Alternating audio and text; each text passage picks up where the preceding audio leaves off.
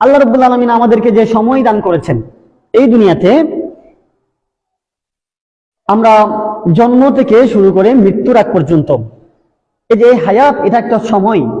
এই সময়টাকে আমরা হায়াত বলি, জিন্দেগি বলি, জীবন বলি। এই যে হায়াতটা আমরা শেষ করে দিচ্ছি, এই হায়াত শেষ করাটাই হচ্ছে জীবন। এখানে এটা একটা একটা সময়ের ব্যবধান মাত্র, আর কিছুই না। আল্লাহ রাব্বুল আলামিন এটা শপথ করতেছেন। কেন শপথ করতেছেন সময়ের? আল্লাহ তাআলা অন্য কোনো বিষয়ের শপথ কেন না করে কেন সময়ের শপথ করতেছেন? সময়ের গুরুত্ব বোঝানোর জন্য আল্লাহ রাব্বুল আলামিন সময়ের কসম, সময়ের শপথ করেছেন। সময়ের গুরুত্ব এত বেশি কেন? আল্লাহ রাব্বুল আলামিন সূরা আসরের মধ্যে সময়ের কসম, সময়ের শপথ কেন করতেছেন? এত গুরুত্ব কেন দেওয়া হয়েছে সময়কে? কারণ হচ্ছে মানুষ, হে আমার মুসলমান ভাইরা, আমার মুমিন ভাইরা, মানুষ সবচেয়ে যে জিনিসটা বেশি অপচয় করে সেটি হচ্ছে সময়। এই সময়কে কাজে লাগিয়ে মানুষ চাইলেই জান্নাতে যেতে পারতাম। এই সময়কে কাজে লাগিয়ে মানুষ চাইলেই আল্লাহকে রাজি করতে পারতাম, রাসূলুল্লাহকে রাজি করতে পারতাম। কিন্তু মানুষ তা না করে বেশিরভাগ মানুষ ওয়াল আসর ইন্নাল ইনসানা লাফি খুসর, আল্লাহ রাব্বুল আলামিন বলতেছেন মানুষ চাইলে এই সময়কে ব্যবহার করে, এই সময়কে কাজে লাগিয়ে খুব সহজে আমি মহান রব্বুল আলামিনকে রাজি করতে পারত। কিন্তু মানুষ তা না করে মানুষ ক্ষতিগ্রস্ত হয়েছে, মানুষ ক্ষতির মধ্যে রয়েছে, মানুষ ভুলের মধ্যে রয়েছে, মানুষ কুফরের মধ্যে রয়েছে, মানুষ শিরকের মধ্যে রয়েছে, মানুষ মুনাফিকের মধ্যে রয়েছে, মানুষ ধোঁকার মধ্যে রয়েছে, মানুষ মিথ্যার মধ্যে রয়েছে, মানুষ ভুলের মধ্যে রয়েছে। পৃথিবীর সকল মানুষরা জাহান্নামের পথে হাঁটতেছে।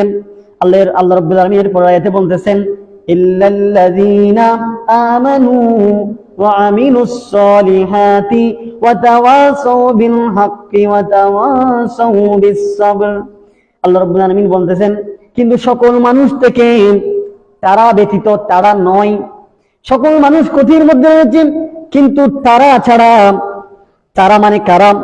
আল্লাহ রাব্বুল আলামিন বলতেছেন আল্লাযীনা আমানু, যারা ঈমান এনেছে, অর্থাৎ যারা হযরত মুহাম্মদ সাল্লাল্লাহু আলাইহি ওয়াসাল্লাম সর্বশেষ নবী, সর্বশ্রেষ্ঠ নবী, আল্লাহর কাছ থেকে যা কিছু নিয়ে এসেছেন, যা যেভাবে নিয়ে এসেছেন তা যারা বিশ্বাস করেছে, হৃদয়ে ধারণ করেছে।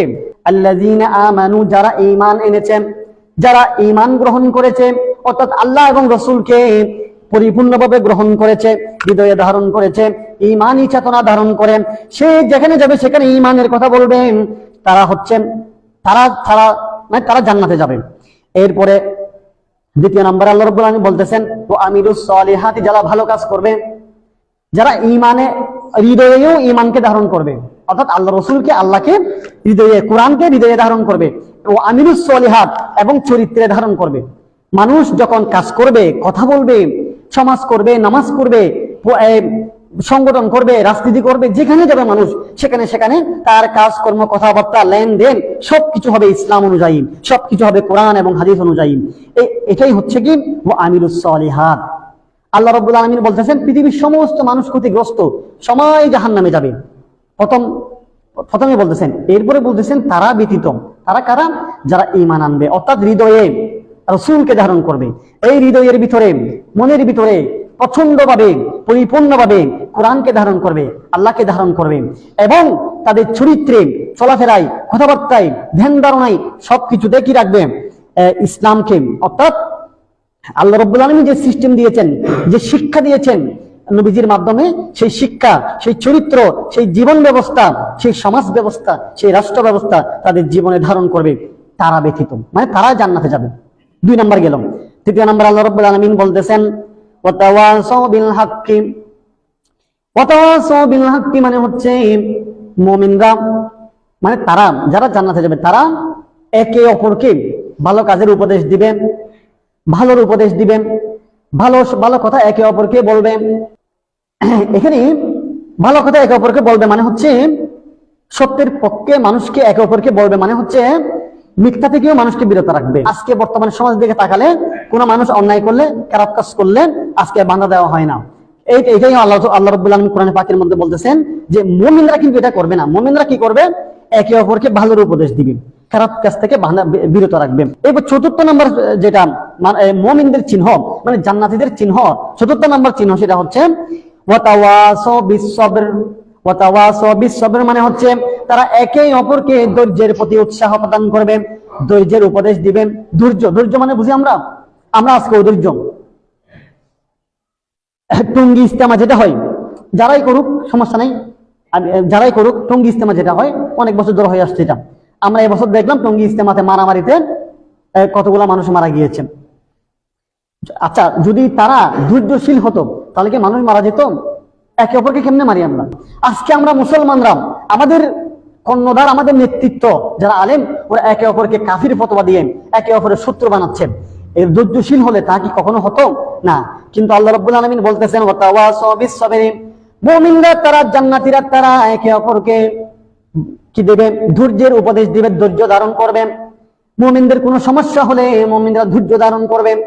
অর্থাৎ এই পৃথিবীতে যত মানুষ আছে সকল মানুষদের ভিতরে মুমিনরা, মুসলমানরা ধৈর্যশীল, বেশি ধৈর্যশীল হবে, বেশি চরিত্রবান হবে, বেশি নম্র হবে, বেশি ভদ্র হবে। ধৈর্যশীল যারা তারাই তো নম্র ভদ্র হয়।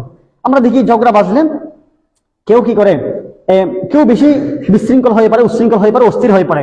যে বেশি অস্থির হয় তার মাধ্যমে ঝগড়াটা বেড়ে যায়, তাই না? আর যে ধৈর্য ধারণ করে ঝগড়ার মধ্যে একটু চুপ থাকে, দুই পক্ষ ঝগড়া হয়েছে, এক পক্ষ চুপ থাকলে ঝগড়াটা থেমে যাবে।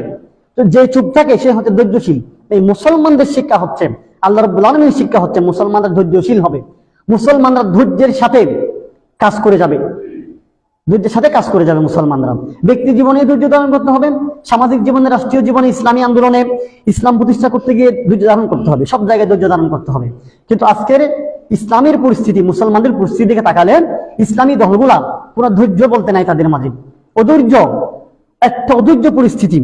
আলেমদের ভাষা, আলেমরা যখন কথা বলেন, আলেমদের ভাষা, আমি আমার কথা বলতেছি, আমরা যখন কথা বলি আমরা অহংকার নিয়ে কথা বলি, হিংসা নিয়ে কথা বলছি, আমাদের লোভ নিয়ে কথা বলছি, আমরা অধৈর্য হয়ে কথা বলছি, আমরা কোরআন ও হাদিস থেকে সরে এসে কথা বলতেছি। আমরা কোরআন ও হাদিসের বাইরে কথা বলা যাবে না। কিয়ামতের ময়দানে আল্লাহ রাব্বুল আলামিন জিহ্বা আগুন ধরাই দিবে, কেটে ফেলবে জিহ্বা। কোরআন হাদিসের বাইরে কথা বলা যাবে না। আমি যা জানি তা বলবো, জানার বাইরে কথা বলার কোনো প্রয়োজন নাই। আমি না জানলে চুপ থাকবো, যা জানি তা বলবো, কম বলবো, দেখে দেখে বলবো, আস্তে বলবো, তারপরেও বেশি বলা যাবে না।